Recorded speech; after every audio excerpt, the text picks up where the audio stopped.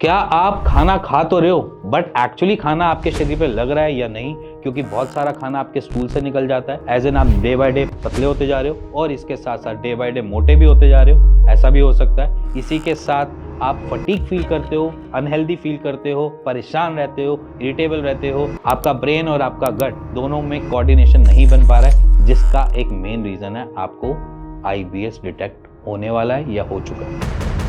नमस्कार दोस्तों, मेरा नाम डॉक्टर हिमांशु देवन और हम अपनी क्लिनिकल प्रैक्टिस में मोस्ट ऑफ द पेशेंट में एक चीज़ ज़रूर देखते हैं, उसका गट। तो बहुत सारे ऐसे पेशेंट्स के रूटीन चेक करते हुए या उनके साथ और अलग डिजीज़ को डिस्कस करते हुए एक चीज़ बहुत कॉमन देखने को मिलती है, वो है basically bowel syndrome. Bowel syndrome में एक IBS, एक जो लोग जानते हैं IBS के बारे में वो तो थोड़े नॉन टू हैं, बट जो लोग नहीं जानते हैं कि अल्सरेटिव कोलाइटिस क्या है या बाउल कैसे वर्क करता है और किस तरीके से वो आपको और परेशान कर सकता है, तो मैं आज उसी के बारे में डिस्कस करने आज आया हूँ। क्योंकि बेसिकली क्या है कि पेशेंट को कुछ को पता ही नहीं होता कि कितने लंबे टाइम तक वो IBS के पेशेंट रहते हैं। देन उसके बाद जब कोई बड़ी प्रॉब्लम क्रिएट होती है उनके साथ, जब ब्लीड होता है, स्टूल के साथ ब्लीड आना स्टार्ट हुआ, तब उनको क्लियर हुआ कि भैया ये तो IBS की प्रॉब्लम थी, इतने लंबे टाइम से थी, मैंने अभी तक ट्रीट नहीं किया, जिसकी वजह से वो दिक्कत में है। तो कुछ सिम्टम्स हैं जिसके बारे में मैं आपको आज डिस्कस करूंगा। कुछ सिम्टम्स जो लोग IBS को जानते हैं वो तो नॉर्मली उनको पता है कि क्या सिम्टम आ सकते हैं, बट जिनको नहीं पता मैं आज सिम्टम के बारे में डिस्कस करूंगा और उसके बाद किस तरीके से आपने अपने IBS को मैनेज करना है उसके बारे में जरूर बताऊंगा। तो सबसे पहले सिंपल कि होता क्या है IBS। देखो, बेसिकली इसको बोला जाता है इरिटेबल बाउल सिंड्रोम। जब हमारा बाउल को बोलते दिया जाता है हमारे इंटेस्टाइन, गट पूरा इस डाइजेशन सिस्टम को बोला जाता है एक तरीके से, और उसके अंदर एक इंटेस्टाइन्स आती हैं जिसमें लार्ज और स्मॉल इंटेस्टाइन्स दोनों होती हैं। जो दोनों इंटेस्टाइन्स होती हैं उनका एक चलने का तरीका है। अगर वो चल रही हैं ढंग से, आपकी बॉडी के सपोर्ट से सारे ट्रिगर को एक्सेप्ट करके हुए, वो आपके की तरफ स्टूल को रन करती हैं और वहाँ से जूस निकाल कर वो सारी की सारे कंटेंट आपकी बॉडी में लगाने का काम करती है।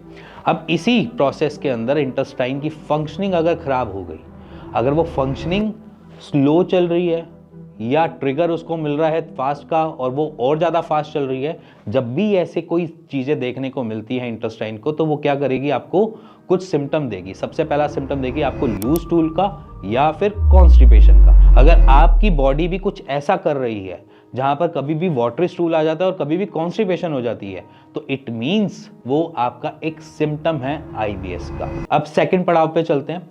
जब आपके स्टूल के साथ, मतलब कि जब आप लेटरिंग करने जाते हैं, लेटरिंग के साथ कोई म्यूकस टपक रहा है, म्यूकस जैसा बलगम जैसा कुछ दिख रहा है, सफेद रंग का जो कुछ निकलता हुआ दिख रहा है, तो इट मींस कि वो एक सिम्टम है IBS का। इसके साथ साथ अगर आप बहुत परेशान रहते हैं, डिप्रेस रहते हैं और इरिटेटिव रहते हैं, तो इट मींस कि वो एक सिग्नल है और एक सिम्टम है आपके IBS का। इसी के साथ एक और पड़ाव मिलता है जो सिम्टम में देखा जाता है कि आपको क्रैम्पी पेन हो सकते हैं। मतलब कि कभी भी आपके नीचे वाले सिस्टम में पेन आएगा और मरोड़ उठेंगे, और जब ये मरोड़ उठ रहे हैं कभी भी बीच में, तो ये एक लक्षण है, एक सिम्टम है आपके IBS का।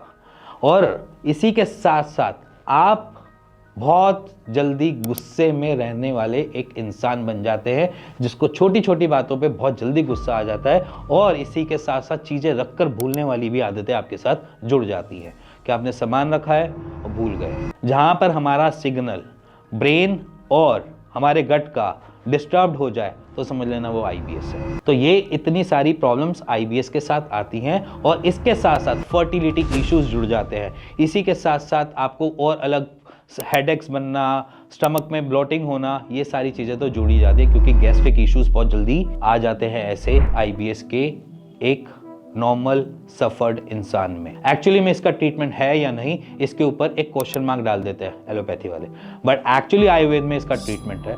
आयुर्वेद के सहारे अगर हम इसको सपोर्ट करें या IBS को हम हेल्प करें ठीक होने में, तो ये आराम से ठीक हो भी जाता है। सो बेसिकली आज आयुर्वेद की ही पहली टिप से स्टार्ट करते हैं कि आयुर्वेद कहता क्या है कि अगर मेरे को IBS है तो मैं ऐसा क्या करूं कि मेरा IBS हारे।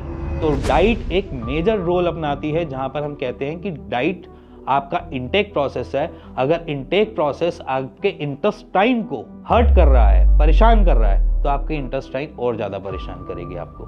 सो बेसिकली अगर मैंने डाइट में ऐसी चीज़ें डाली जिसकी वजह से मेरी इंटेस्टाइन अच्छे से परफॉर्म कर पाएँ और मेरी आंतें मेरे को अच्छे से उसमें से जूस निकाल पाएँ जो मेरे को एनर्जी दे पाए, तो समझ लेना कि वहाँ पर मैं आधा जंग जीत चुका हूँ। आधा जंग जीत चुका का मतलब ये है कि अगर हमने डाइट से उसको आधा मैनेज कर लिया तो समझ लेना कि आज मैं विन विन कंडीशन में खड़ा हो जाऊंगा। बाकी मेडिसिन का काम है, ट्रीटमेंट का काम है, वो अलग है, बट आधी जंग हम डाइट से ही जीत पाएंगे।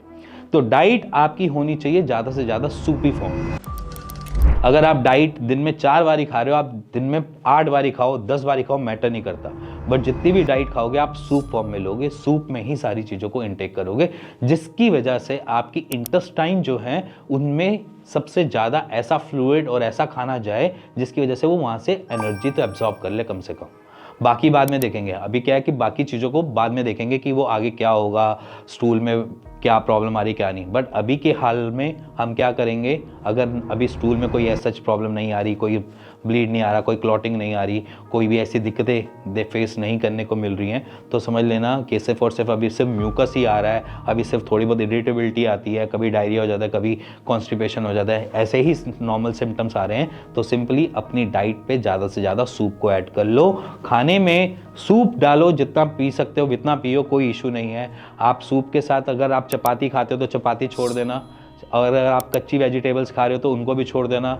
अगर वेजिटेबल्स खानी है तो सॉर्टेड करके खानी है। जितनी भी रोटी से जुड़ी हुई चीज़ें, आटे से जुड़ी हुई चीज़ें, उनको बंद कर देना, क्योंकि ग्लूटेन होता है, ग्लूटेन एलर्जी करता है ऐसे पेशेंट्स में, मोस्ट ऑफ द केसेस में जहाँ पर IBS देखने को मिलता है। सो इसीलिए सूप से स्टार्ट करो आपकी जर्नी, जिसमें आप 1 हफ्ते के अंदर ही आप देख सकते हो कि आपकी बॉडी में रिकवरी हो रही है।